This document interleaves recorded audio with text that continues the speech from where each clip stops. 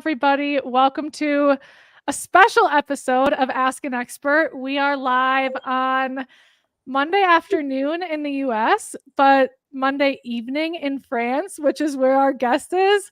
We're so excited to have Mackenzie Drazan Cook here with us to talk about an incredibly important topic that we have not covered before, which is mental health in the equestrian community. And we'll certainly talk about how it shows up for equestrians and in equestrian sports. But as you know, mental health is a human experience. So we were really excited and so honored that Mackenzie agreed to spend an hour with us and just talk more about the resources available, what people might be going through, how we can support people who are going through hard times, all of these important things that we haven't gotten into in the past. So Mackenzie, thank you so much for taking the time to share your expertise with us.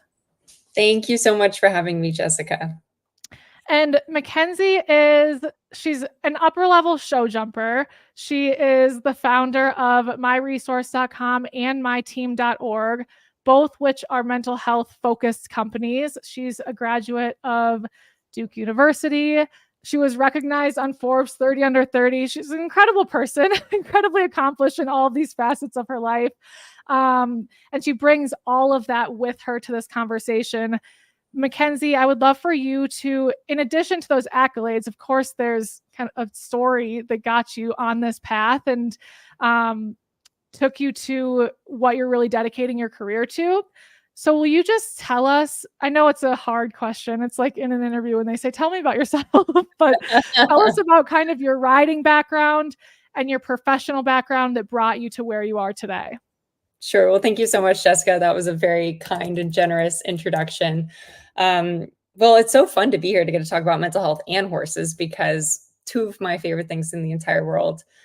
Let's see, my horse story comes back to when I was on my first birthday. My mom, who also loves horses, was walking by a pony ride and was like, you know, it's a great idea. Let's take Mackenzie to her first pony ride. And apparently, she put me on the pony. And when they went to take me off, I started screaming. And ever since I could walk, and talk, wanted to go and see the ponies and go see the horses. So I've been a horse obsessed person for my entire life. In college, my sister passed away and from depression, anxiety, and an eating disorder. And horses were something that we shared together. We grew up riding, competing together.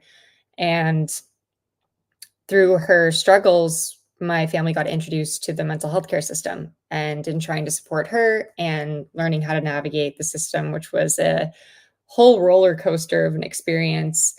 And that was how I got introduced to mental health care. And through how hard it was to help find Shelby care, and after losing her, just being so upset with why we weren't able to find her the right care, because kind of like what we were talking about earlier, it's, you know, we were really lucky to have the time. We were really lucky to have the resources, to have supportive family. You know, our parents believed in mental health care. We didn't have necessarily stigma that a lot of families face around, well, mental health care is not real. You know, you're not struggling. You just need to try harder.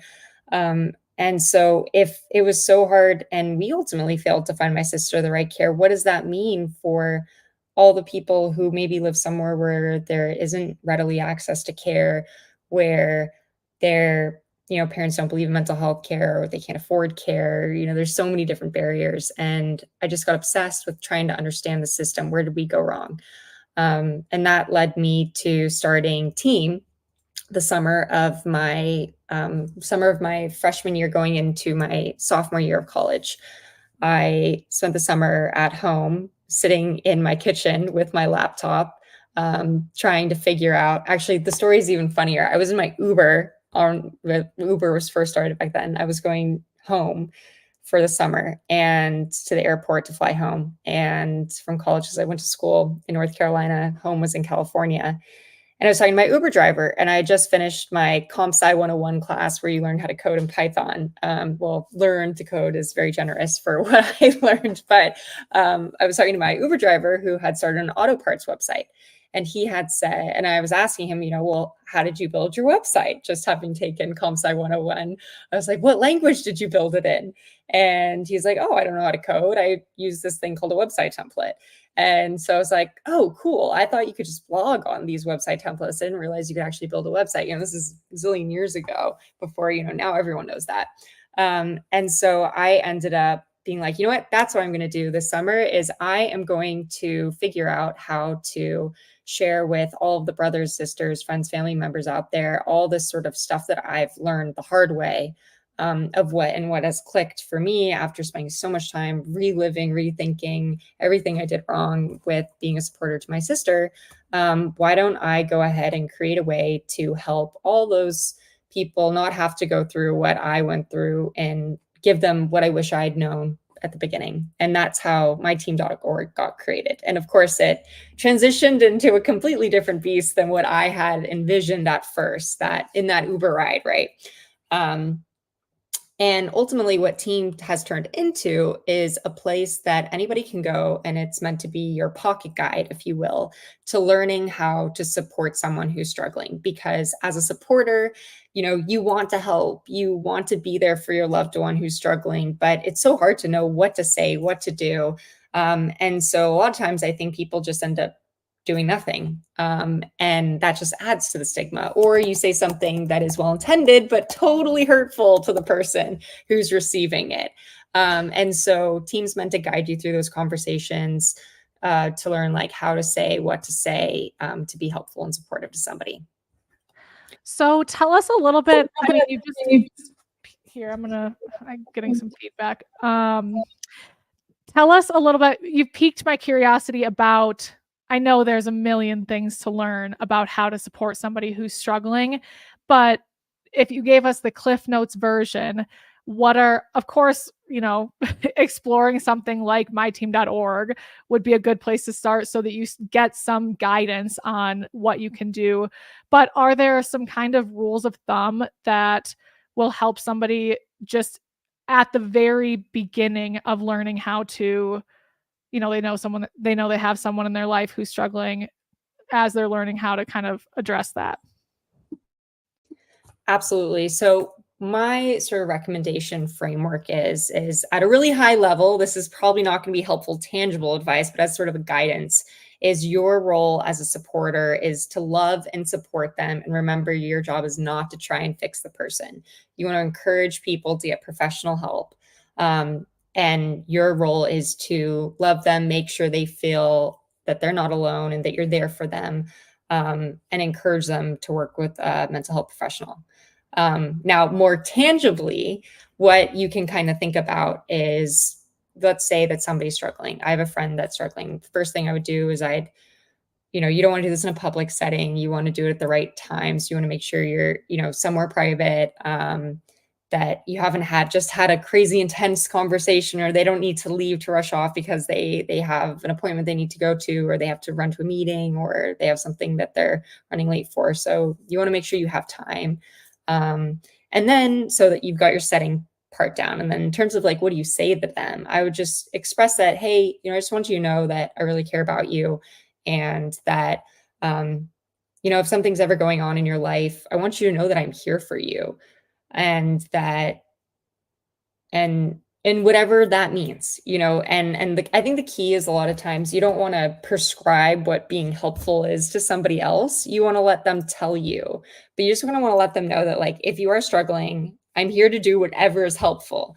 It's kind of generally how I approach it. Now, I want to preface this by saying I am not a mental health professional. So this is not professional advice at all. And go to Team and follow what Team says. But that's kind of how I think about it. Yeah. I mean, even as you were saying that out loud, like, I'm here for you, how can I help you? It feels so comforting. Like, you're saying, you're saying what somebody could say to you, but just sitting here and hearing it, it really is comforting for somebody to know that they're not alone. So that makes a lot of sense. And you also mentioned suggesting getting professional help. We're going to dig a lot deeper into that as this conversation goes on. I want to hear how founding Team eventually led to founding MiResource. Like, when did that happen? Was it also in an Uber? What inspired it? Absolutely. So MiResource was not in an Uber. I would say MiResource was really founded by sitting at a kitchen table, banging my head against the wall. But no, when you think about what does it take to get mental health care, or what is the therapeutic struggle, and a lot of what the things that I wanted to tackle personally in mental health care was that I wanted to make it easier for supporters, because I think that to make the world a mentally healthier place, we all need to learn how to be better supporters to each other. And your role as a supporter, of course, is to love and encourage someone to get professional help when they're really struggling. But then once they've made that really brave decision to say, okay, I'm ready to get help, you've climbed what I call Mount Everest 1. You now have to climb Mount Everest 2, which is actually finding that care. And the process of finding and connecting with the right care is incredibly hard. And that's already after you've accomplished a really brave step, which is deciding that you want to get help. And so I knew that after I created Team, what I really wanted to solve was this getting someone connected to care problem, which was really what my family and I went through and really struggled with my sister. And I tried to create that at first through Team, but I quickly realized that that was going to be a much larger, much more expensive endeavor, to actually build that technology to create a place that you could go online and find and connect with the right mental health care. And that's when we decided, and I started this with my co-founder, Gabriella, that it needed to be something outside of Team. So that's when MiResource was created.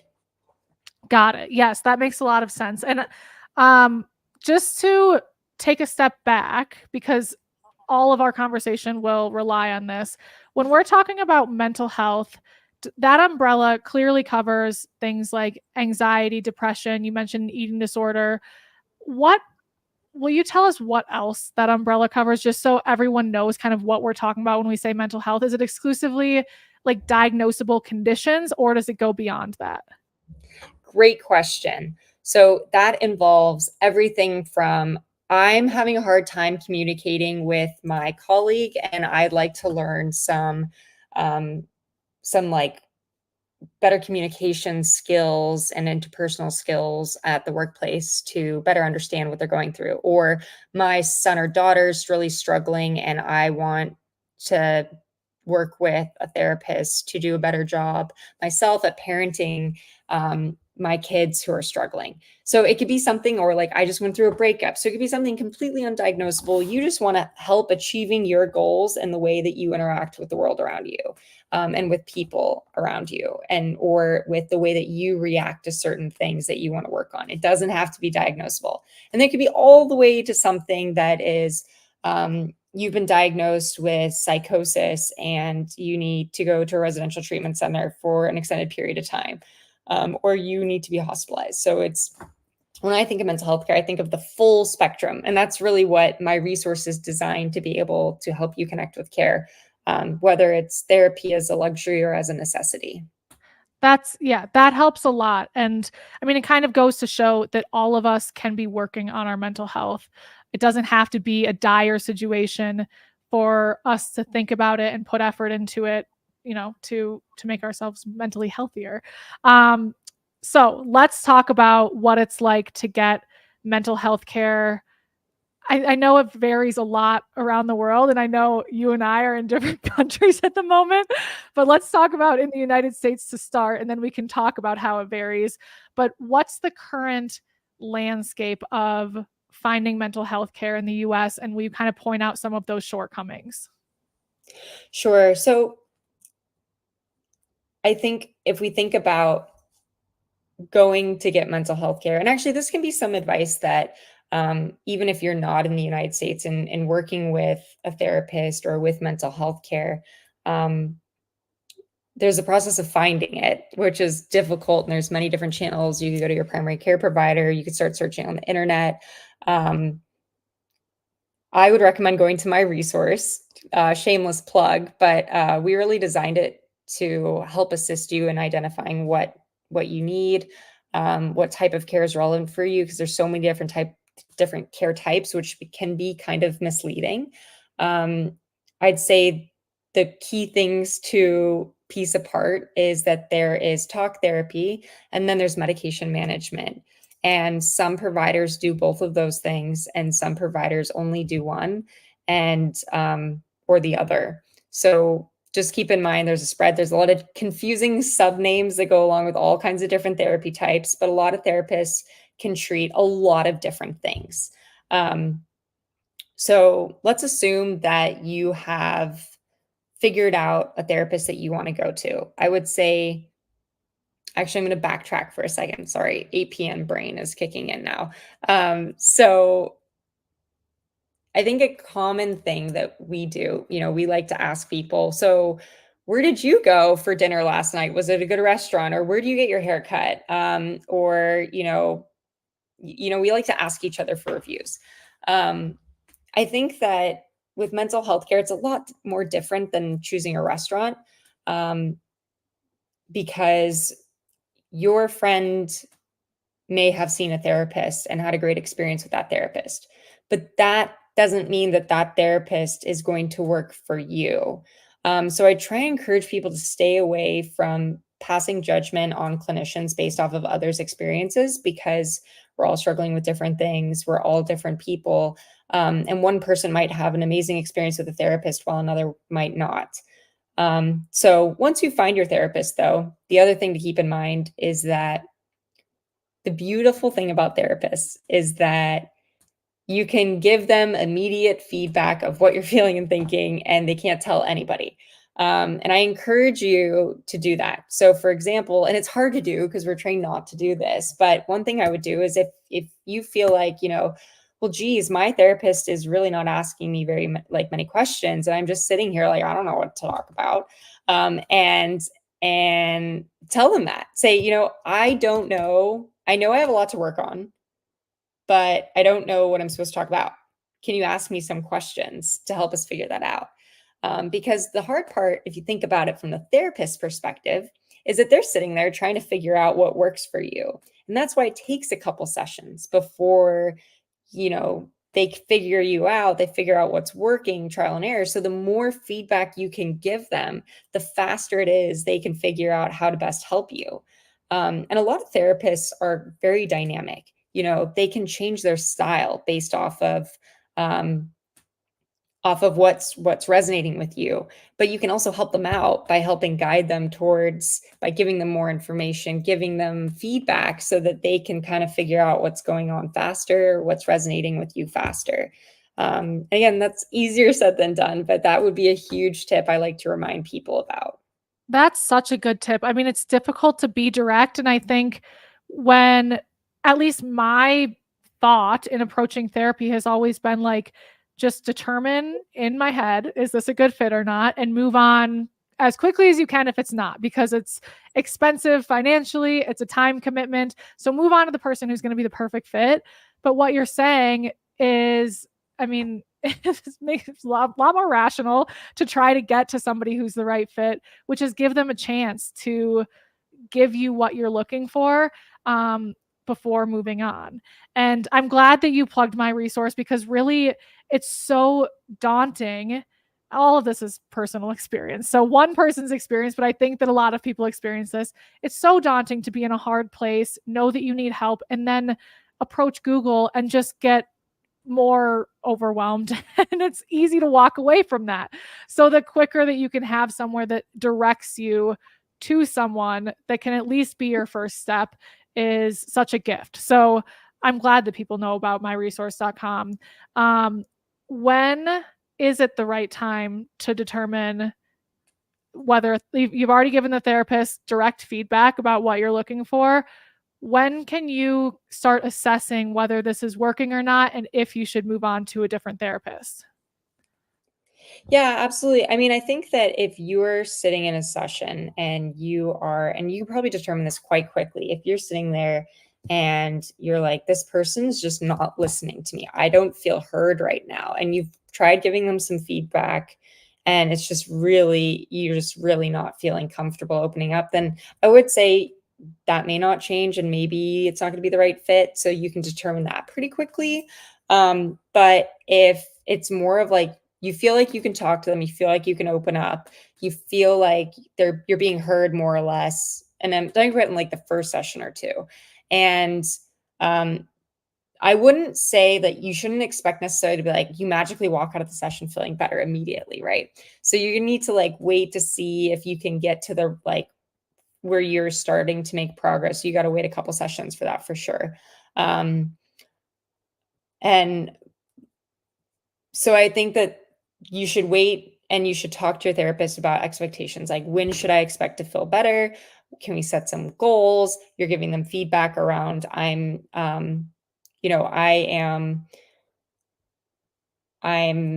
not really feeling the way that I want to be feeling. I don't feel like I'm making any progress. Another good tip too is that sometimes, I've had therapy sessions where I have my therapist, is getting lost in the session, and amazing therapists, but they are asking me about something that's really difficult, like 10 minutes before a session's up.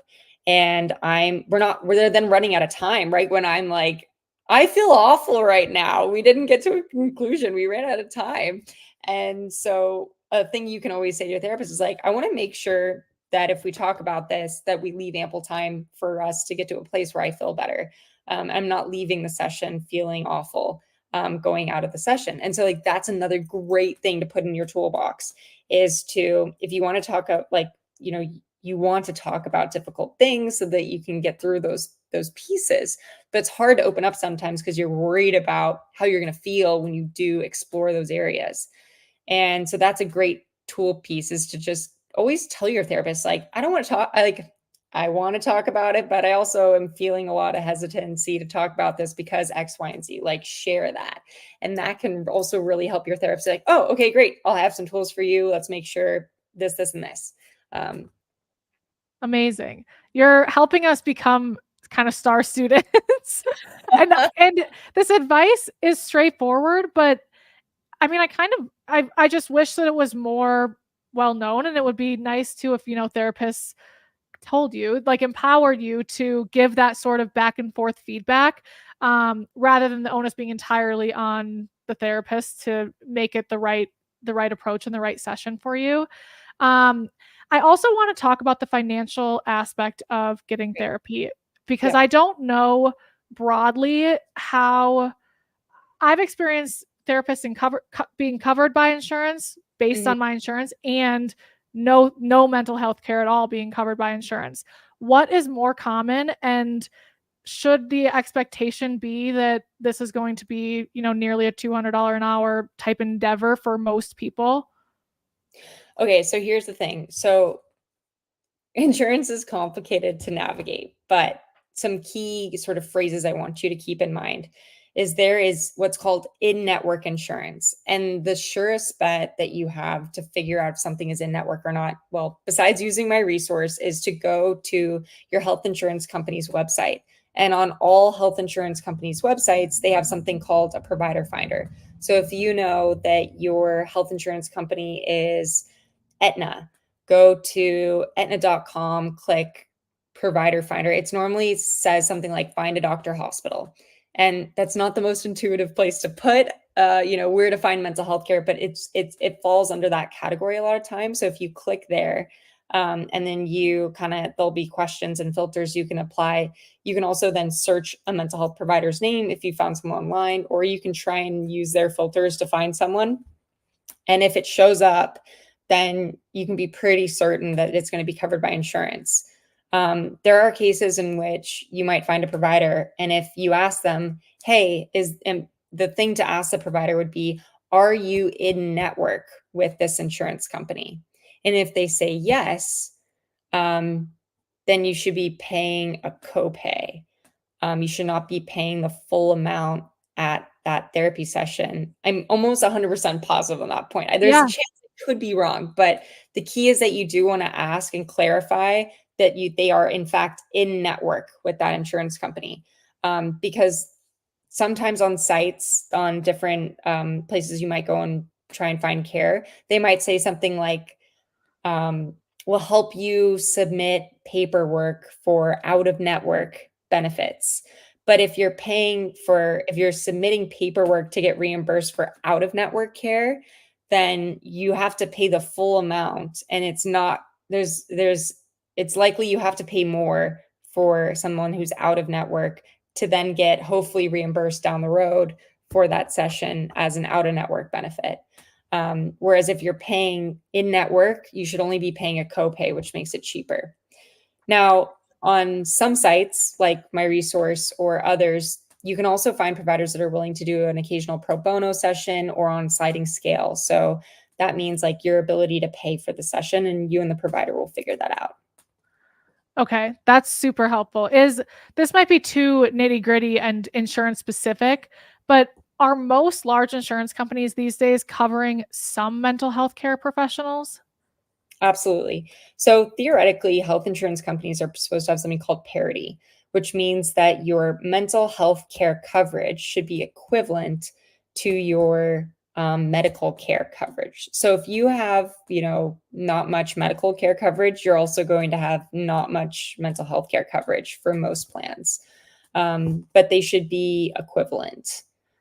That is fascinating. I had no idea. I really misunderstood and thought that most people had kind of no assistance with mental health care appointments. So that's a hurdle that you just helped me and hopefully some people listening overcome.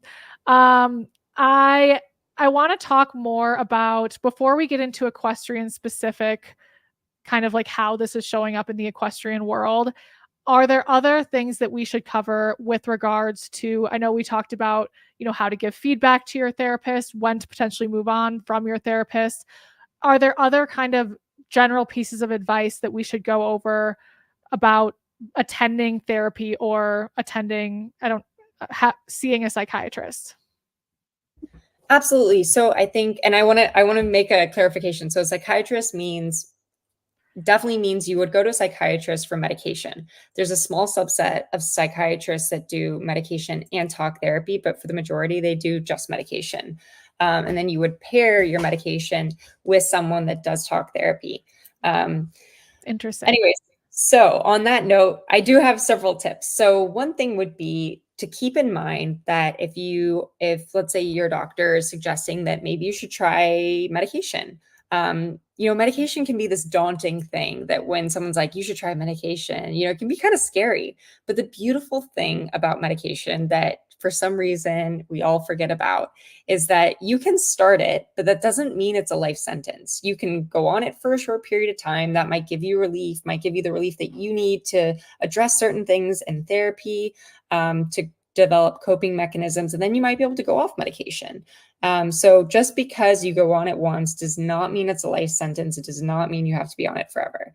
There are some cases in which there's certain conditions that people have where you should be on medication, likely for long periods of time, for things like psychosis, like bipolar disorder, certain sort of more intensive mental health conditions where you should be on medication for extended periods of time.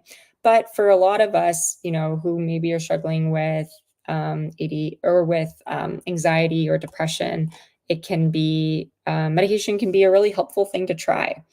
So I think there's a lot of stigma around it, in particularly anxiety, depression world, where it's something you can try. It's something you can go off. Of course, you want to be careful of how you go off it depending on your dosage. So talk to your psychiatrist. I am not a psychiatrist. The other thing about therapy is if you can afford it, it's such an amazing tool. It's a total luxury product to have. And I like to think of it similar to if you are training for an Ironman. You can probably train from an Ironman from scratch without a trainer and get to the point where you can run an Ironman. But if you want to run an Ironman and you want to do that in a shorter period of time and you want to reduce your risk of injury, you'd probably get a coach and they'll help you get to where you want to go faster. So, you don't always need medication. You don't always need therapy, but it can be a luxury way to get to where you want to be and how you want to feel faster. So I always think like, just try it, there's no harm in trying it. And it's this magical thing that can help you make so much progress so much faster. So if you can, of course, it can be a huge financial barrier to a lot of people.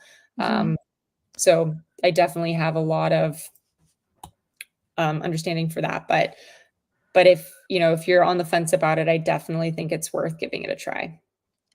One thing that I found too is you kind of start recognizing and uncovering these things that would be really helpful to address that you didn't even acknowledge existed before you walked in that door. Like, it doesn't have to be like there was this huge event, something happened with your horse or your partner or whatever, or yourself, whatever it is.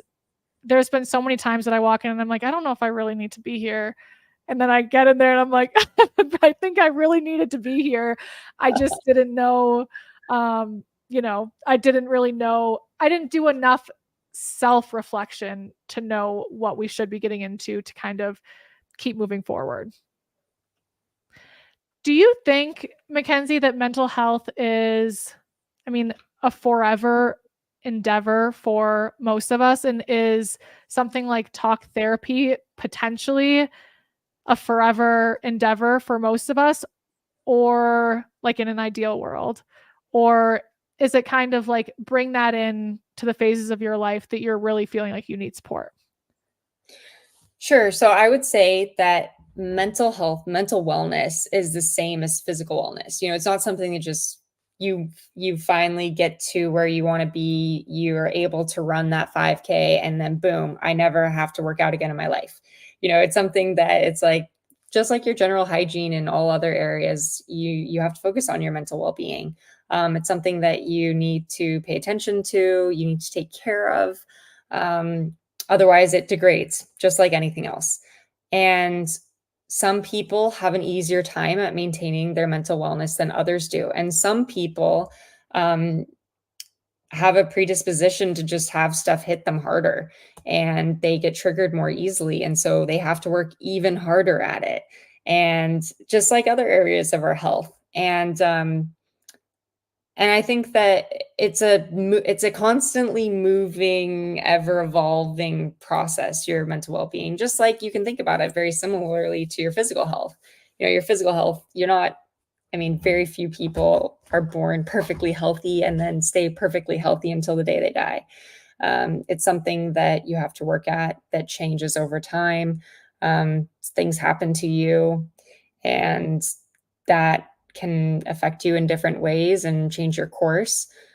And I think it definitely depends on the situation, but it's a journey and on all the different paths. I think that you should never be in therapy forever. Well, I should say you should never be working on trying to achieve one thing for forever. You should be making progress. And I think you can, again, I always encourage you, equate it to your physical well-being. If you fall and you break your arm, you are going to go to the doctor and they're going to come up with a treatment plan.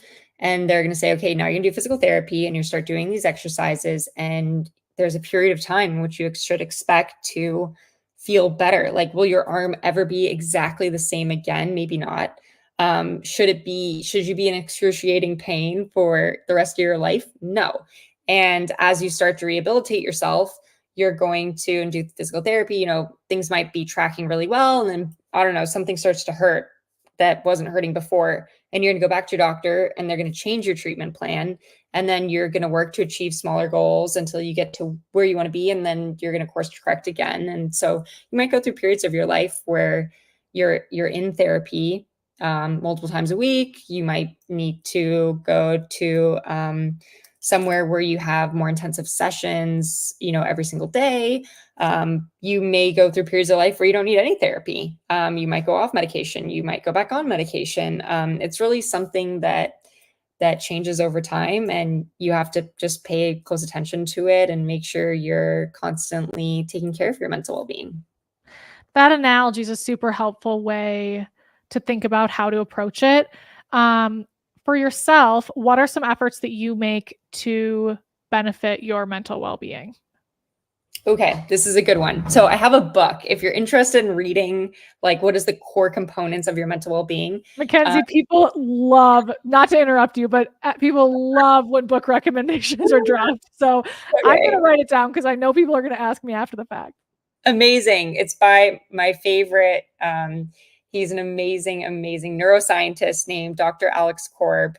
He's out of UCLA. He's a professor at UCLA, and he does what he calls practical neuroscience. So it's explanations of like what causes your brain to be mentally well, or what causes a brain to spiral down into depression, and from like a neuroscience perspective in a very practical way. So there's all kinds of little things that contribute to what causes your brain to fall into depression or to cause an upward spiral. So where you spiral out of depression. And those are things like getting good sleep. Like there's pillars. Like imagine you're sitting on a chair and there's 4 legs to that chair. It's like sleep, being social. So social activity with others, moving your body, eating well, spending time outside in natural light, getting sunshine, and all these things trigger all these different little processes in your brain that all come back to sleep and getting a good night's sleep, for everything resets. And so there's so many different components that lead to mental well-being. But they're these really straightforward, tangible pieces that can allow you to kind of like hit all the major ones. And so that's what I tend to think about. Like, am I staying connected with my friends and family? Am I being social? Am I moving my body? Am I getting enough sleep? That is like one of the biggest ones, is am I sleeping well? Am I eating healthily? Am I going outside? Am I getting sunlight? And if I'm hitting those sort of key pillars, those key legs to my stools, then that's kind of what I'm always thinking about in the back of my mind to make sure I'm taking care of my mental health. And then sometimes I have to do more things on top of that. It gets harder. Maybe I need a therapist. I'm got my checklist down, but I'm still not feeling where I want to be. And so then I start layering on sort of more tools for my toolbox if I'm not feeling the way I want to feel. Right. That is, I think it reminds me of a like Instagram reel or TikTok. I don't know what it was, but that recently that was going around that somebody was like, I'm feeling really down. And the other person was like, have you seen the sun in the last 3 days? Have you had a vegetable? It's like those really foundational things. And it is a helpful way to know kind of like if you need added help, like, are you making those basic efforts? And you are, and you're still feeling pretty down, that would be a good way to kind of check yourself. So that's amazing. Well, do you know what the book was called? Oh Is it my God. called Practical Neuroscience?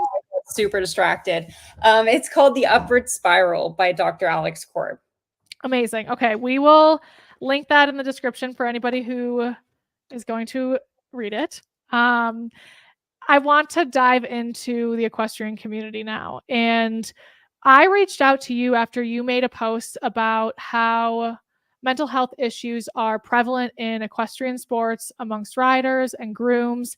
And it really piqued my curiosity because being ingrained in a community, it's hard to know if what we're experiencing is unique or not. So I would love to just hear from you what you see specifically in equestrian sports. Let's just start there. What do you see specifically in equestrian sports as it pertains to mental health? I think that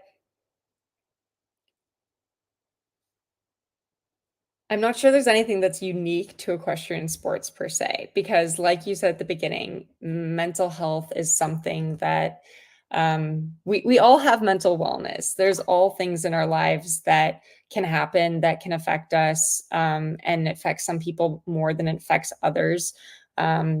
We all experience loss. We all have difficult things that happen in our lives.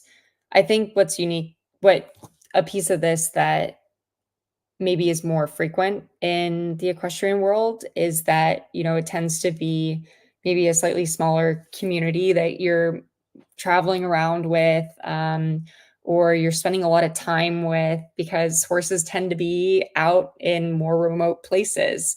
and you end up spending, and it's a lot of hard work. You spend a lot of time with the same people. You really develop deep relationships with them and those around you. And so, I think the community itself feels very connected to each other, which is a really beautiful thing. That's one of the legs on the stool that's super strong. But at the same time, when we lose a member of our community, that loss is really, really felt. And that's a beautiful thing, because we are a close-knit community of people that are all brought together through our shared love of horses. We're also dealing with horses that, they can get hurt, they can get sick, and we love them so much, and that can hit us really hard. And hardship, when you have a hard moment in your life, if you don't have the right tools to cope, or you haven't learned those skills, or don't have those tools in your toolbox, depending on other stressors in your life, there's so many different components that compile into this, then you might be more prone to struggling with things like depression or anxiety. And I think too, the nature of competition, I know that's not the whole horse world, but if we're thinking about this in the competitive world, that's added pressure. Added pressure is just another stressor.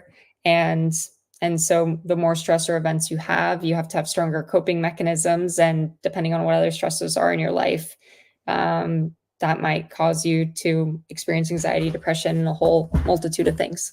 Yeah. It's interesting. Kinsey, my sister and I, we've had hundreds of conversations with riders at this point, just to better understand what their experience is. And two common themes are kind of on opposite ends of each other. One being, I ride because like I need it. And people use the word mental health too. Like my husband or my partner will tell me after a few days of me not being at the barn, like, you need to go to the barn and become yourself again. So it's this source of like getting grounded and reconnecting with yourself. And I think so many of us relate to that. And then there's this other side of the spectrum that you're alluding to, which is, horses are prone to injury, riders are prone to injury. There's this financial burden that can be incredibly stressful. And I think there's a loneliness aspect that like ebbs and flows with that tight knit community, because many, a lot of people are riding in their backyard or whatever and aren't able to really fill the social bucket as often as they'd like to, even being part of this really amazing equestrian community. So it's like these two experiences all rolled up in one. And I have been surprised at the kind of quietness around mental health. Like in preparing for this conversation with you, I realized that I don't think I've had I can't think of a single conversation I've had with an equestrian talking about getting help, like taking the next step. Like certainly people have talked about tragedies and having a hard time, but there's kind of this like tough it out mentality that I interpret from that more than like, how can you take care of yourself? And do you think, is that something that you have seen as well? And do you think that the equestrian community could move toward I don't know if it's less stigmatized or just more open relationship with kind of discussing and approaching mental health?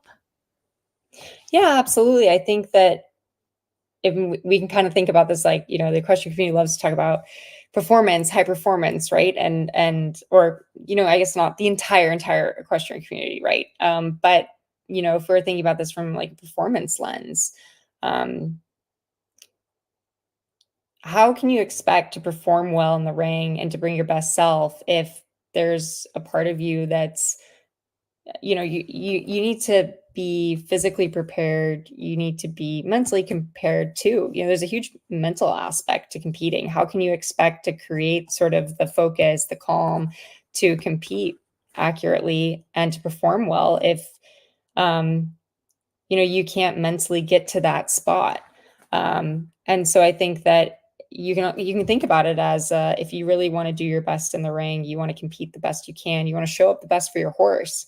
You can't be thinking about something else while you're with your horse. You might miss something important to their health. Forget the competitive aspect of this or the performance aspect. Just in good horse care, you got to be present. These are live animals. They require a lot of attention to be able to care for them correctly. So I think you can kind of reframe it for yourself, and that toughing it out's so not the right answer, because you're doing yourself disservice to your ability to perform well, and also your ability to care for your horse well. And I think, reaching out for help is a sign of strength. You're investing in being the best person you can be for your horse, for your team of people that are working with you, that are supporting you, that are cheering you on. So I think in order to do those people the best you possibly can, you need to show up for yourself, and that includes taking care of yourself. Yeah, I think that makes a lot of sense, and I think that it will.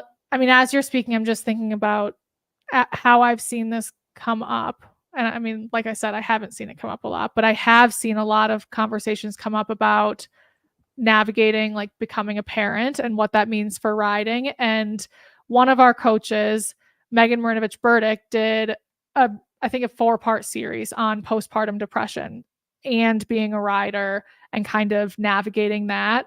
And that's the most transparent I've seen, or I've experienced someone being in this sport. And it was incredible, like the outpouring of messages, just appreciating Megan for being like open and honest about what her experience is. So it feels like on an individual level, we can help ourselves and help others by being kind of vulnerable, I guess, like being willing to say, I need help. And maybe even like, this is how I'm approaching it. Because when you see people around you taking those steps, it feels a bit like permission versus, toughing it out. Yeah, absolutely. Being open about, if you see someone struggling, share what's been helpful for you. Like, hey, I've noticed that you might be having a hard time. I personally, I went through a hard time, and I went and saw a therapist, and it really, really helped me. I'm not seeing them anymore, or maybe you are. And just, yeah, sharing, I'd say putting it out there that you've reached out for help and you found it to be helpful. I think that's an amazing way. I mean, I feel like everyone is open to talking about it, because I obviously talk Right. about mental health care all day, every day. So I have Yes. people from everywhere always telling me about their therapy experiences, or telling them about how they saw someone, it really helped. But I know that that's not normal. But you'd be amazed at the number of people that seek therapy, that have gone to a therapist, that and again, you don't have to there doesn't have to be anything wrong with you. You don't have to have Right. a diagnosable condition that you're struggling with. And even if you do, no one's looking down on someone who got diagnosed with cancer. A lot of Mhm. times this is totally out of your control. And well, it's not your fault that you're struggling with something. There are things you can do about it to help yourself, and to take that brave step to get care and to get treatment. So it's in your control to do things to help yourself feel the Mhm. way that you want to feel. Yes. Yeah, it would be great to see that as a point of pride, like I'm doing what I need to take care of this. Um, and I certainly see other people who are embarking on getting care and feeling better because of it, that's a great thing.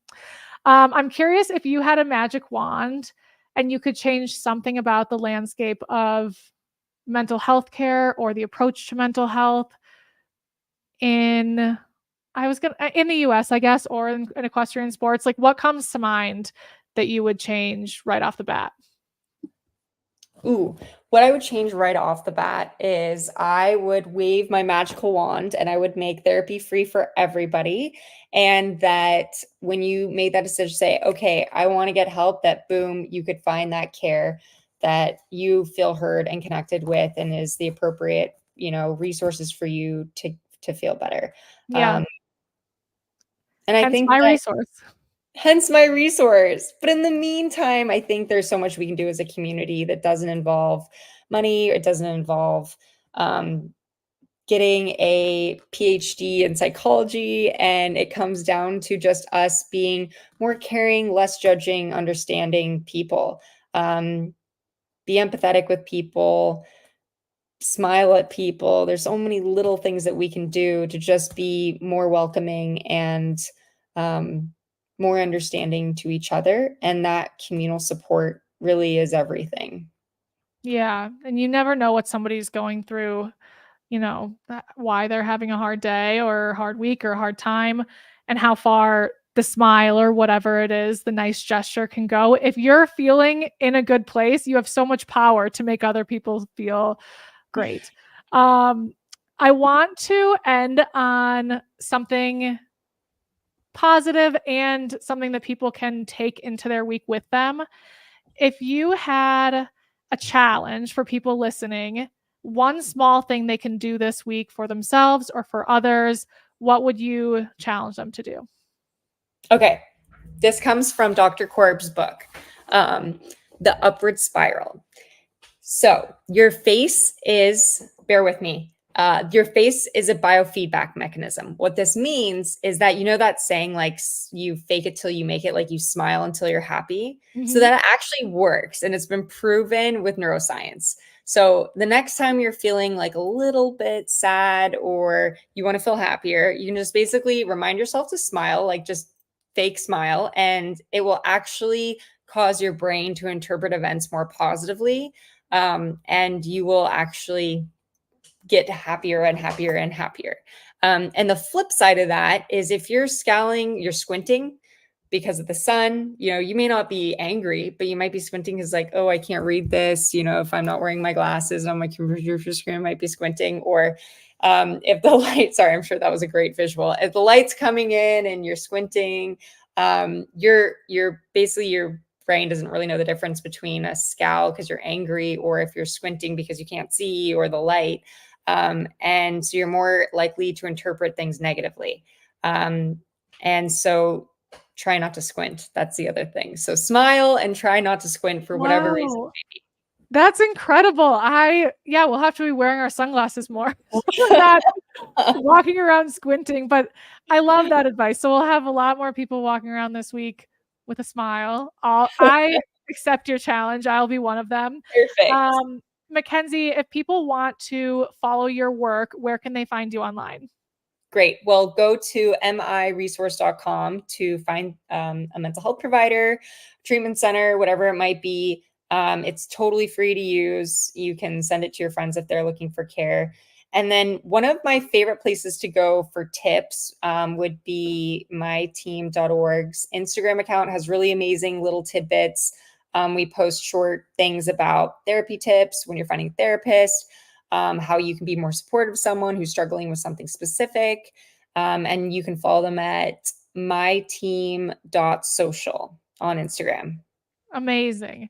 You have just given us such a wealth of resources in the past hour, I've learned so much, and it feels like they don't feel like Mount Everest the same way that they did when we started. So I really cannot thank you enough for saying yes to doing this conversation with us on a cold outreach and then spending your time, late in the evening teaching us all of this. We are so grateful. And it was such a pleasure to meet you. So thank you for everything, Mackenzie. Thank you so much, Jessica. And I hope you found it helpful. So thank you. Thank you everyone for watching too. Have a wonderful rest of the week.